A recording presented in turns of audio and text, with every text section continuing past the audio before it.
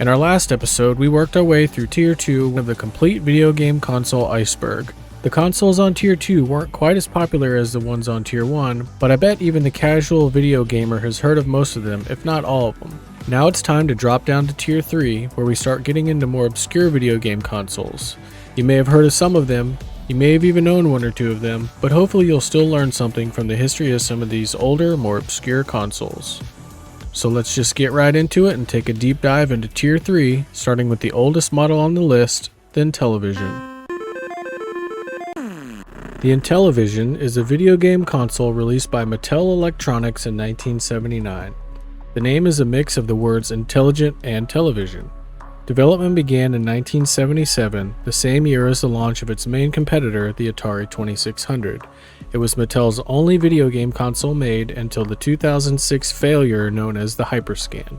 The Intellivision was introduced at the 1979 Las Vegas Consumer Electronics Show as a modular home computer with an optional keyboard. Initially said to be priced at $179, it was later released at $250, which is over $1,000 today adjusted for inflation.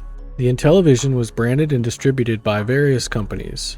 Before Mattel moved manufacturing to Hong Kong, Intellivision consoles are manufactured by GTE Sylvania, and the only difference was the brand name.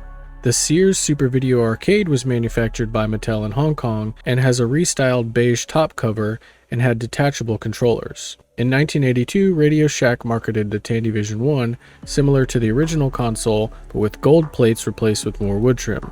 In Japan, Intellivision consoles were branded by Bandai, and in Brazil they were Digimed and Digiplay consoles manufactured by Sharp. Initially, the Intellivision had 19 different game cartridges produced before Christmas of 1980. Most of the early games were based on traditional real-world concepts such as sports, with an emphasis on realism and depth of play within the technology of the time. One example is the golf games, where other consoles' games have a blip sound and crude graphics. The Intellivision features a realistic swing sound and striking of the ball, and a more 3D look. The Intellivision was designed as a modular home computer, so from the beginning, its packaging, promotional materials, and television commercials all promise the addition of an upcoming accessory called the keyboard component. The keyboard component adds an 8-bit processor, making the Intellivision a dual processing computer. In late 1981, design changes were finally implemented and the keyboard component was released at $600, or equivalent to about $2,000 today accounting for inflation. The keyboard was only released in Seattle and New Orleans. In the spring of 1983, Mattel introduced the Intellivision 2, a cheaper, more compact redesign of the original that was to be less expensive to manufacture and service and with updated styling. It also had longer controller cords. One functional difference was the addition of the System Changer, an accessory that played Atari 2600 cartridges through the Intellivision. To make the system work with original Intellivision consoles, a hardware modification was required, which was provided by Mattel. In 1982, with new machines being introduced by its competitors, Mattel wanted to bring an updated system to market. The Intellivision 3 was to be an upgraded but backwards compatible system to the original, however it never made it past the prototype stage. In 1984, Mattel sold the Intellivision business, and over the 3-year lifespan of the console, a little over 3 million units were sold worldwide. One of Intellivision's biggest competitors in the early 1980 video game market was the next console on our list, the ColecoVision. ColecoVision is a second-generation home video game console developed by Coleco and launched in North America in 1982. The console offered a more powerful arcade video game experience compared to its competitors such as the Atari 2600 and Intellivision. The initial catalog of 12 games included the first home version of Nintendo's Donkey Kong. Approximately 136 games were published between 1982 and 1984. Coleco released a wide variety of hardware add-ons and special controllers to expand the capabilities of the console. Expansion Module 1 allows the system to play Atari 2600 games. Expansion Module 2 is a driving controller with steering wheel and gas pedal that came packaged with the cartridge turbo. Expansion Module 3 converts the ColecoVision into an Atom computer complete with keyboard, data cassette, 64 kilobytes of RAM, and a printer. And the Super Action controller set is a set of 2 handheld joystick controllers that came packaged with the cartridge Super Action Baseball. Masayuki Yumura, head of Famicom development for Nintendo, stated that the ColecoVision set the bar that influenced how he approached the creation of the Famicom system. During the creation of the Nintendo Entertainment System, Takao Sawano, chief manager of the project, brought a ColecoVision home to his family, who were impressed by the system's capability to produce smooth graphics. However, even with its successes, by the beginning of 1984, sales of the ColecoVision had dropped dramatically, and by 1985, ColecoVision was discontinued and Coleco withdrew from the video game market completely. Just over 2 million ColecoVision game consoles were sold worldwide. The next console on our list was another competitor to both the Intellivision and the ColecoVision in the early 1980s, the Atari 5200. Welcome. The Atari 5200 Super System, or simply Atari 5200, is a home video game console introduced in 1982 by Atari to compete primarily with Mattel's Intellivision. It was a higher-end programmable version of the Atari Video Computer System. The Atari VCS was renamed to the Atari 2600 at the time of the 5200's launch. While the ColecoVision shipped with the first home version of Nintendo's Donkey Kong, the Atari 5200 included the 1978 arcade game Super Breakout, which had already appeared on the Atari 8-bit family and Atari VCS in 1979 and 1981 respectively. The CPU, graphics, and sound hardware are all almost identical to that of the Atari 8-bit computers of the time, although software is not directly compatible between the two systems. The 5200's controllers have an analog joystick and a numeric keypad along with a start, pause, and reset buttons. The 360-degree joystick was praised as offering more control than that of the 8-way Atari CX40 joystick from the 2600, but was also a focal point for criticism. On May 21, 1984, during a press conference at which the Atari 7800 was introduced, company executives revealed that the 5200 had been discontinued after just 2 years on the market. Total sales of the 5200 were reportedly around 1 million units, far short of the 2600 sales of over 30 million. And that's the very short history of the Atari 5200, and now we'll talk about its predecessor, the Atari 7800. The Atari 7800 Pro System, or simply the Atari 7800, is a home video game console officially released by Atari Corporation in 1986 as a successor to both the Atari 2600 and the Atari 5200. The original cost was $79, which is equivalent to about $220 today, accounting for inflation. It can run almost all Atari 2600 cartridges, making it one of the first consoles with backwards compatibility. The North American version of the 7800 came with a joystick-style controller somewhat similar to that of the 2600, and the European console came with a more traditional button-style controller. Most of the games released at launch were simply just ports of 1981 to 1983 arcade games, and Pole Position 2 was the pack-in game that came with the console. The 7800 has significantly improved graphics hardware over Atari's previous consoles, but the same television interface adapter chip that launched with the 2600 in 1977 is used for audio. In an effort to prevent the flood of poor quality games that contributed to the video game crash of 1983, all Atari game cartridges for the 7800 had to be digitally signed and approved by Atari. While the system can play the over 400 games for the Atari 2600, there were only 59 official releases for the 7800. The lineup emphasized high-quality versions of games from the golden age of video arcade games, such as Pole Position 2, Dig Dug, and Galaga. But by the time of the 1986 launch of the 7800, these games were 3, 4, and even 5 years old. On January 1, 1992, the Atari Corporation announced the end of production and support for the 7800, 2600, and the 8-bit computer family, including the Atari ZEGs. By the time of the discontinuation, the Nintendo Entertainment System controlled 80% of the North American video game market, while Atari only had about 12%.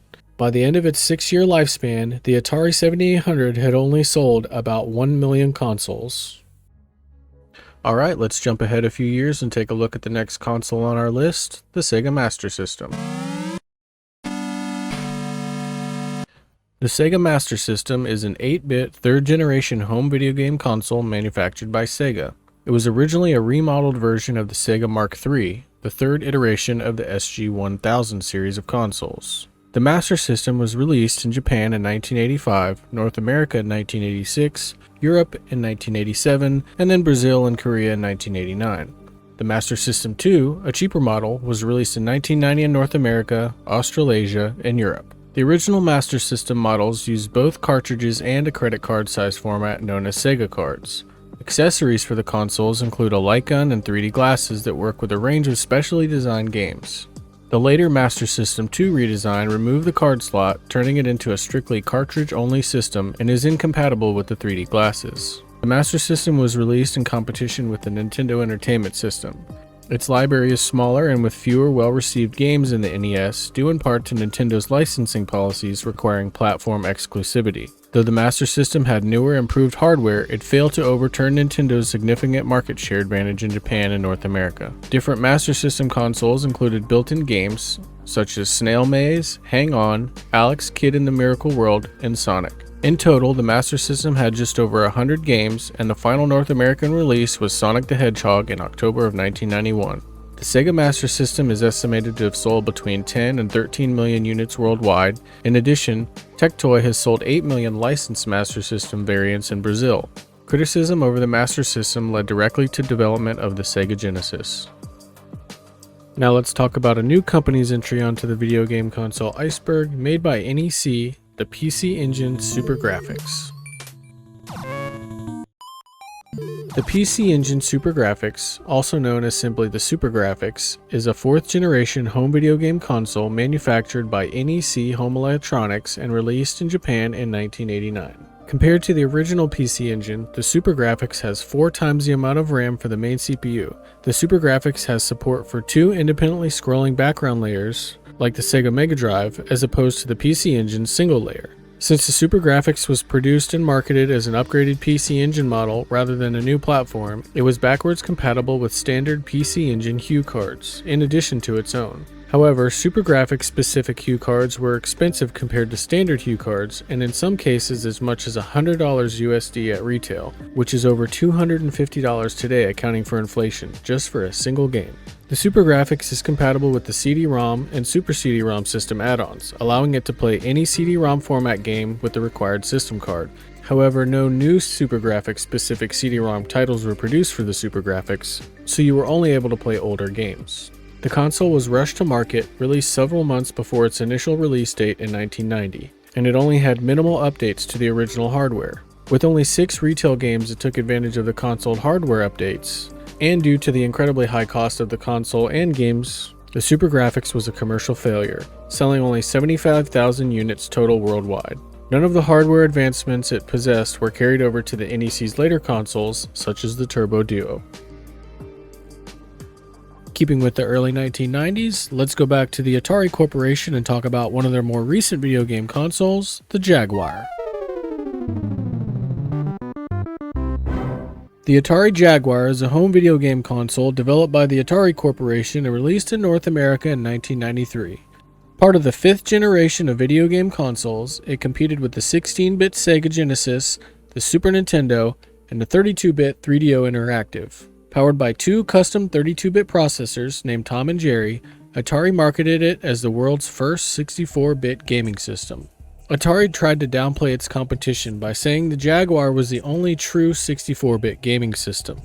Atari's reasoning is that the 32-bit Tom and Jerry chips worked in tandem to add up to 64 bits. This claim was ridiculed by Electronic Gaming Monthly, which commented that if Sega did the math for the Sega Saturn the way Atari did math for their 64-bit Jaguar, the Sega Saturn would be a 112-bit monster of a machine. The original 1993 cost of the console was $250, which is just over $500 today accounting for inflation. In early 1995, Atari announced that they had dropped the price of the Jaguar to $150 in order to be more competitive. Atari ran infomercials with enthusiastic salesmen touting the game system. These aired for most of 1995, but did little to improve the sales of the Atari Jaguar system. Atari attempted to extend the lifespan of the system with the Atari Jaguar CD add-on, with an additional 13 games, and emphasizing the Jaguar's price of $100 less than its competitors. But with the release of the Sega Saturn and Sony PlayStation in 1995, sales of the Jaguar continued to fall. It sold no more than 150,000 consoles before it was discontinued in 1996. The commercial failure of the Jaguar prompted Atari to leave the console market completely.